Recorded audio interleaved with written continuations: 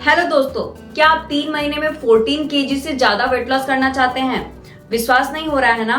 तो चलिए लेकर के चलती हूँ आज आपको ऐसे ट्रांसफॉर्मेशन स्टोरी के अंदर जिन्होंने 3 महीने में अपना 14 केजी वेट लॉस किया है। जी हाँ, मैं बात कर रही हूँ अपने क्लाइंट अंकिता की, जिनकी ट्रांसफॉर्मेशन स्टोरी आज मैं आपको बताने वाली हूँ। किस तरीके से अंकिता ने इतना जबरदस्त वेट लॉस किया। दोस्तों, मैं प्रगति हर संडे इस चैनल पर वेट लॉस और हेल्थ से जुड़े काफी इंटरेस्टिंग वीडियोस लेकर के आती हूँ। तो अगर आपको भी चाहिए इस तरीके का ट्रांसफॉर्मेशन तो जल्दी से चैनल को सब्सक्राइब कर लीजिए। और चलिए जानते हैं क्या है अंकिता की स्टोरी।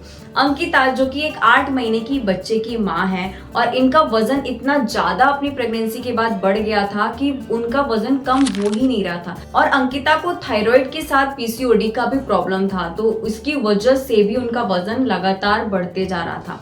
इसके अलावा जो अंकिता है वो ज्वाइंट फैमिली में रहती है, उनकी काफी बड़ी फैमिली है, तो सारे फैमिली की जिम्मेदारी भी अंकिता के ऊपर है। तो बहुत ज्यादा डरती थी, घबराती थी कि मैं कैसे वेट लॉस कर सकती हूँ, मेरे पास तो टाइम ही नहीं है, मेरा छोटा बच्चा है, पूरे फैमिली की जिम्मेदारी मेरे ऊपर है। आप में से भी काफी लोगों के मन में ये बहुत सारे सवाल आते होंगे। तो हो सकता है आज इस वीडियो पे आपको भी कुछ डिसीजन लेने का मौका मिल जाए और बहुत आसानी से आप अपना वजन कम कर सकते हैं, क्योंकि आज मैं अंकिता की स्टोरी के साथ उनका डाइट प्लान भी आपके साथ शेयर करने वाली हूँ। तो एक दिन मेरी कम्युनिटी में 7 डे वेट लॉस चैलेंज हमने स्टार्ट किया था, जिसके अंदर डरते डरते अंकिता ने खुद को इनरोल किया कि मेरा वजन कम होगा नहीं होगा, बहुत ज्यादा कंफ्यूजन था। फिर भी उन्होंने इनरोल किया एक ट्राई करने के लिए, और उस 7 दिनों के अंदर आपको बिलीव नहीं होगा 3 केजी अंकिता ने अपना वजन कम कर लिया। इसके अलावा उनकी 2-3 अनहेल्दी हैबिट्स थे, एडिक्शन थे, जिसको उन्होंने 7 दिनों में ही क्योर कर लिया। फिर अंकिता को अपने ऊपर थोड़ा सा फेथ आया कि जब इतने दिन मैं कर सकती हूँ तो मैं आगे भी इस जर्नी को कंटिन्यू कर सकती हूँ। फिर अंकिता ने इस जर्नी को कंटिन्यू किया 3 महीने के लिए, और इनको मिला 14 किलो का जबरदस्त वेट लॉस, और अंकिता काफी खुश है। और अंकिता ने ये सब कुछ अपनी फैमिली, अपना बच्चा, पूरी ज्वाइंट फैमिली के साथ मैनेज किया है। Can you believe? तो जब अंकिता कर सकती हैं तो आप भी कर सकती हैं, क्योंकि हम सब सेम हैं और हमारे पास सेम टाइम लिमिट है। तो बस जरूरत है आपको डिसीजन लेने की और अपने लिए थोड़ा सा कुछ एफर्ट करने की। तो चलिए अब जानते हैं क्या डाइट की वजह से क्या अंकिता के लिए हेल्प किया, जिसकी वजह से थायराइड पीसीओडी होते हुए भी उन्होंने इतना अपना वजन कम कर लिया। हम में से तो काफी लोगों ने यही एक्सक्यूज बना करके रखा अपने मन में कि मुझे थायराइड है, पीसीओडी है, तो बहुत मुश्किल होगा वजन कम करना। लेकिन देखिए, आपके अलावा काफी लोगों ने कोशिश की, एक्शन लिया और इस तरीके का जबरदस्त ट्रांसफॉर्मेशन लेकर के आए। तो अंकिता सुबह उठते ही लेती थी पानी, और इसके साथ वो लेती थी रात भर भिगोया हुआ सौंफ की चाय। इसके अलावा अंकिता सुबह जिंजर और टर्मरिक टी लेती थी, और या फिर 1 ग्लास चिया सीड्स भी अंकिता लेती थी सुबह में। इसके साथ वो लेती थी थोड़े से भिगोए हुए ड्राई फ्रूट्स। क्योंकि अंकिता ज्वाइंट फैमिली में रहती थी तो उनकी चॉइस थी कि मुझे ब्रेकफास्ट में ऐसी चीजें एड ऑन करना जिसमें 0 कुकिंग इन्वॉल्व हो। तो उनका ब्रेकफास्ट उसी तरीके से डिजाइन किया गया है जिसमें कोई कुकिंग नहीं है। तो अंकिता का जो पहला ब्रेकफास्ट का ऑप्शन था वो था ओवरनाइट सोक्ड ओट्स, जो रात भर वो ओट्स को भिगो के रख देती थी दूध में, और उसके अंदर थोड़े से चिया सीड्स ऐड कर देती थी। सुबह उठने के बाद उसके अंदर डालती थी ढेर सारे फ्रूट्स, थोड़ी सी हनी या फिर डेट्स, और थोड़े से नट्स डाल करके इसको मिक्स करके एक अच्छा सा बोल बना लेती थी। और ये था अंकिता के ब्रेकफास्ट का पहला ऑप्शन। दूसरे ऑप्शन में अंकिता क्या था? बनाना ओट्स नट्स स्मूदी। इसके लिए एक जार में वो लेती थी बनाना, दूध, नट्स और थोड़े से ओट्स को डाल करके, थोड़े से डेट्स या फिर हनी को डाल करके ब्लेंड करके उनका स्मूदी रेडी हो जाता था बिना किसी कुकिंग के।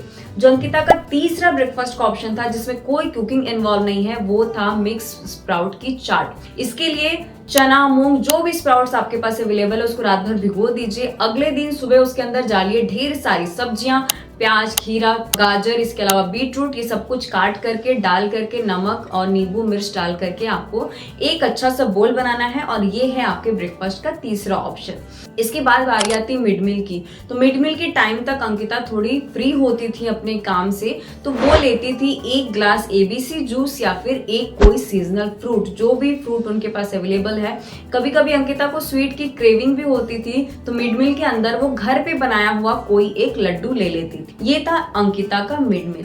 लंच के ऑप्शन पे जाने से पहले मैं आप लोगों से थोड़ा सा रिक्वेस्ट कर लेना चाहती हूँ कि अगर आप भी इस तरीके का ट्रांसफॉर्मेशन चाहते हैं, अपने लाइफस्टाइल के हिसाब से, अपने कंफर्ट फूड के हिसाब से डाइट प्लान बनवाना चाहते हैं, तो डिस्क्रिप्शन में दिए वेबसाइट के लिंक पर कॉन्टेक्ट कर लीजिए। हमारा वेबसाइट www.onestepmore.in है, जहां पर आपको सारी डिटेल्स दे दी जाएगी। वहां से आप अपना कंसल्टेशन बुक करके अपने लिए भी आसानी से किया जाने वाला वेट लॉस डाइट प्लान बनवा सकते हैं। तो जो अंकिता का लंच का ऑप्शन था वो अगेन फैमिली फ्रेंडली था, इसके साथ प्रोटीन का बहुत खास ख्याल रखा गया था इसके अंदर। तो जो पहला लंच का ऑप्शन है वो है बेसन की सब्जी के साथ एक अच्छा प्लेट सैलेड का, और वो मल्टीग्रेन की 1 या 2 रोटी लेती थी, और इसके साथ उनका 1 कटोरी वेजिटेबल की रायता या फिर सिंपल कर्ड वो लेती थी लंच के अंदर। जो उनका लंच का दूसरा ऑप्शन था वो था पनीर चिली, 1 कटोरी पनीर चिली के साथ 1 मीडियम कटोरी वेज फ्राइड राइस लेती थी, और इसके साथ मिक्स वेजिटेबल का रायता। ये था उनका लंच का दूसरा ऑप्शन।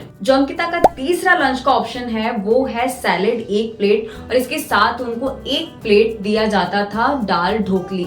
आपको ऐसा नहीं लग रहा है कि ये कहीं किसी होटल का, रेस्टोरेंट का मेनू आपको बताया जा रहा है? ये सब खा करके कैसे वेट लॉस किया जा सकता है? लेकिन बिलीव करिए, यही सब खा करके अंकिता और मेरे काफी सारे क्लाइंट अपना वजन कम कर रहे हैं। और हर एक मील में आप देख रहे होंगे कि प्रोटीन, फाइबर, कार्ब्स, हर चीज का बहुत परफेक्टली ध्यान रखा गया है।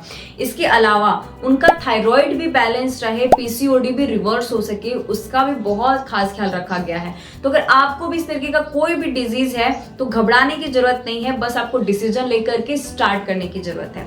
तो चलिए अब जान लेते हैं इवनिंग मील के अंदर क्या था उनका ऑप्शन।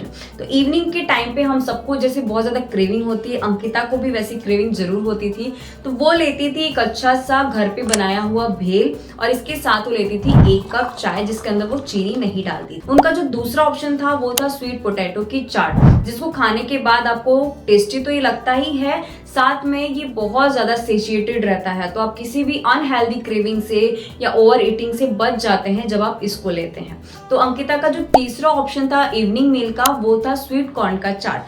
तो अगर आप भी उनमें से हैं जिनको इवनिंग के टाइम पे समोसे, पकौड़े या स्पाइसी खाने का मन करता है, क्रेविंग होती है, तो आप भी इस तरीके के इवनिंग मील्स को ट्राई कर सकते हैं। इसको खाने के बाद आपको बहुत मजा आने वाला है।